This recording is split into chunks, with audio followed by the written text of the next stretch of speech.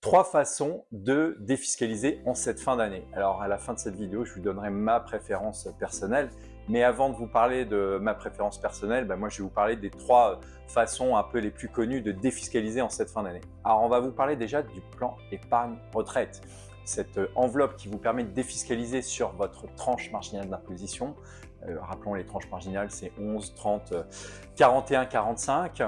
Et vous allez pouvoir faire un placement. Ce placement, il va vous permettre de défiscaliser une partie de votre épargne donc sur votre tranche marginale d'imposition. Donc ça, le plan d'épargne retraite, c'est assez connu et on a des solutions au sein de meilleurscpi.com qui sont très pertinentes. On a également les SCPI fiscales qui vous permettent de défiscaliser en fonction des lois, de défiscalisation immobilière, le Pinel, le Malraux, le déficit foncier. Et puis après, on a les groupements forestiers d'investissement qui vous permettent de placer une partie de votre épargne dans les forêts.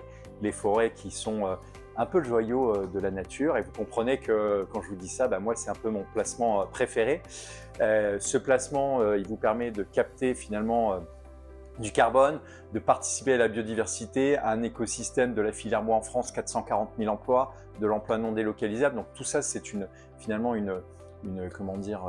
un ensemble de raisons pour lesquelles moi j'aime beaucoup de placements dans les groupements forestiers d'investissement qui vous permettent de défiscaliser en 2024 sur une défiscalisation IR-PME, impôt sur la réduction PME, de 18% dans la limite des niches fiscales bien évidemment.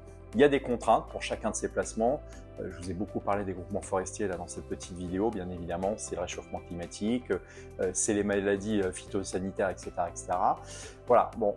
Moi, je prends mon risque quand je le fais. Et puis, le fait que j'investisse à différents moments de marché sur différents supports, ça te permet de finalement lisser sur le long terme. Voilà. Donc, en tout cas, on est ravis de pouvoir vous présenter un peu ces trois façons.